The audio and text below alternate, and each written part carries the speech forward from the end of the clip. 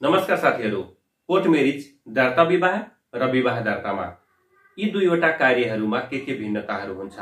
हामीले सरसर्ती सुन्दाखेरि दर्ता विवाह र विवाह दर्ता उस्तै सुनिन्छ। भनेको त्यसमा पनि दुईवटा शब्द छ, दर्ता विवाह र विवाह दर्ता। दुईवटा शब्द भएको र अगाडि पछाडि मात्रै आएको देखिन्छ, जसले गर्दाखेरि सामान्य अर्थमा बुझ्दाखेरि एउटै हो कि भने पनि बुझिन्छ। तर दुईवटा भिन्न भिन्न शब्दावली हुन्, दुईवटा भिन्न भिन्न कार्य हो। दर्ता विवाह के हो? इंग्लिशमा हामीले यसलाई कोर्ट मेरिज भन्छौं। अर्को शब्दमा दर्ताद्वारा गरिने विवाहलाई दर्ता विवाह भनिन्छ। सामान्यतया विवाह हुँदाखेरि विभिन्न माध्यमबाट विवाहहरू हुन्छ, जस्तो कि मन्दिरमा गएर सिन्दूरदान गरेर पनि विवाह हुन्छ। सामाजिक परम्परा अनुसार पुरै तिथिका साथ, पुरै त्यसको रीतिरिवाजका साथ पनि विवाह हुन्छ। मुस्लिमहरूको आफ्नो धर्मअनुसार हुन्छ, हिन्दूहरूको आफ्नो धर्मअनुसार हुन्छ, बुद्धिस्टको आफ्नो हुन्छ, क्रिश्चियनहरूको चर्चमा गएर आफ्नो हिसाबले विवाह हुन्छ। यसरी विवाहका विभिन्न परम्पराहरू, विवाहका विभिन्न तरिकाहरू हुन्छ। त्यो तरिकाहरूमध्ये एउटा के हो भने कोर्ट मेरिज पनि एउटा विवाहको तरिका हो। यसको साथै हामीले विभिन्न विवाहका तरिकाहरू, विभिन्न विवाहका औपचारिकताहरू हामीले हेर्ने गर्छौं, जस्तो कि मागी विवाह, भागी विवाह, प्रेम विवाह, सामाजिक परम्परा अनुसार गर्ने विवाह लगायतका विभिन्न किसिमका विवाहहरूको तरिकाहरू, त्यसको मेथडहरू हुन्छ, जसको परिणाम के हुन्छ भने विवाह नै हुन्छ। सामान्यतया उमेर पुगेका एउटा स्त्री, एउटा पुरुष वैवाहिक जीवनमा बाँध्ने कार्यलाई नै हामीले विवाह भन्छौं। यसै तरिकाहरूमध्ये एउटा के हो भने कोर्ट मेरिज पनि हो। अदालतमा गएर पति पत्नी स्वीकार गरेर कानूनी रूपमा दुवैजनाले सहमति जनाएर एकअर्कालाई पति पत्नीको रूपमा स्वीकार गरेर अदालतबाट कानूनी रूपमा गरिने विवाहलाई नै हामीले कोर्ट मेरिज भन्छौं। कोर्ट मेरिज सामान्यतया जिल्ला अदालतमा हुन्छ। जो विवाह गर्न इच्छुक पति पत्नी हो, दुवैजनाले आफ्नो स्वेच्छाले, आफ्नो सहमतिले संयुक्त रूपमा जिल्ला अदालतमा निवेदन दिनुपर्छ कि हामी दुवैजना एकअर्कालाई पति पत्नीको रूपमा स्वीकार गर्न, विवाह गर्न चाहन्छौं भनेर एउटा निवेदन दिनुपर्छ, संयुक्त निवेदन दिनुपर्छ। त्यो निवेदन दिइसकेपछि जिल्ला न्यायाधीशले त्यसमा सोधपुछ गरेर दुवैजना स्वतन्त्र पूर्वक आएका हुन् कि होइनन्, दुवैजना सहमत छन् कि छैनन् भन्ने कुरो सोधपुछ गरेर जिल्ला न्यायाधीशले विवाह गर्ने अनुमति दिनुहुन्छ।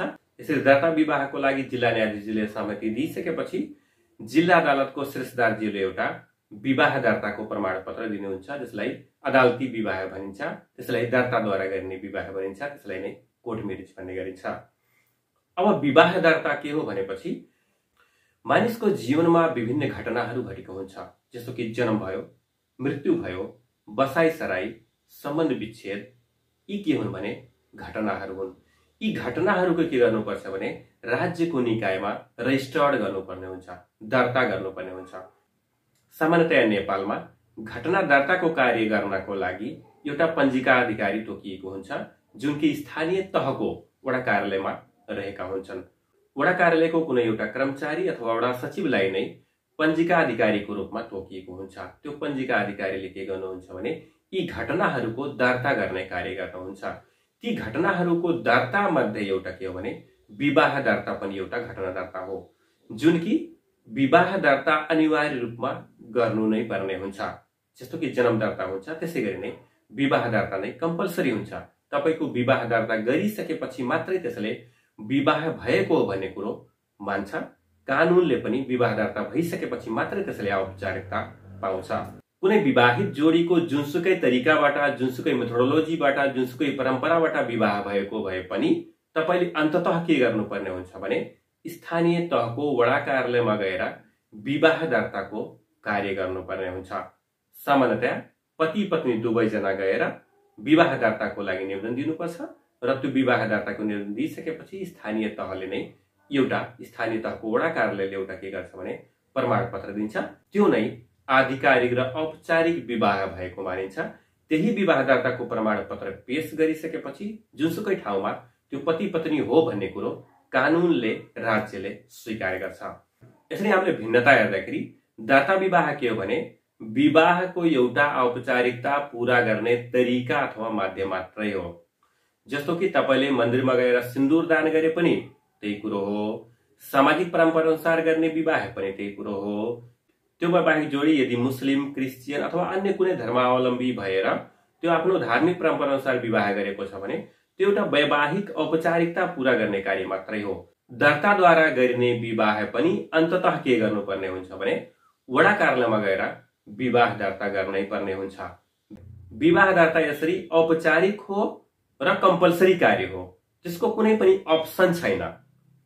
त्यो भनेको त्यसको अरू कुनै विकल्प छैन। तर दर्ताद्वारा गरिने विवाह के हो भने एउटा विवाहको तरिकाहरूमध्ये एउटा अप्सन हो। उत्तिकै मान्यता पाउँछ, चाहे त्यो भागेर विवाह गरोस्, चाहे त्यो सिन्दूरदान गरेर विवाह गरोस्, अन्य कुनै तरिकाबाट विवाह गरे पनि त्यो भनेको वैवाहिक कार्य सम्पन्न गरिने कार्य मात्रै हो। त्यो दर्ताद्वारा गरिने विवाह पनि अन्ततः वडा कार्यालयमा दर्ता नै गर्नुपर्ने हुन्छ। जसले गर्दाखेरि दर्ता विवाह भनेको विवाह गर्ने एउटा माध्यम हो, वैवाहिक सम्बन्धमा बाँध्ने एउटा माध्यम मात्रै हो, तरिका मात्रै हो। तर विवाह दर्ता भनेको औपचारिक रूपमा राज्यको निकायमा विवाह भएको कार्यलाई, विवाह भएको घटनालाई दर्ता गर्ने कार्यलाई विवाह दर्ता भनिन्छ। त्यो भनेको औपचारिक र अनिवार्य कार्य हो, त्यसको कुनै पनि अप्सन छैन। विवाह दर्ता भइसकेपछि मात्रै त्यो वैवाहिक जोडीले विवाह भएको मान्यता पाउँछ। त्यसले गर्दाखेरि त्यो विवाह दर्ताको कागजले नै, विवाह दर्ताको लिखतले नै के हुन्छ भने पति र पत्नीको बीचको अधिकार र दायित्वको सिर्जनाहरू हुन्छ। आजको यो भिडियो यही समाप्त गरेको छु। तपाईको कुनै प्रश्न अथवा जिज्ञासा छ भने हामीले लेख्नुहोला। धन्यवाद।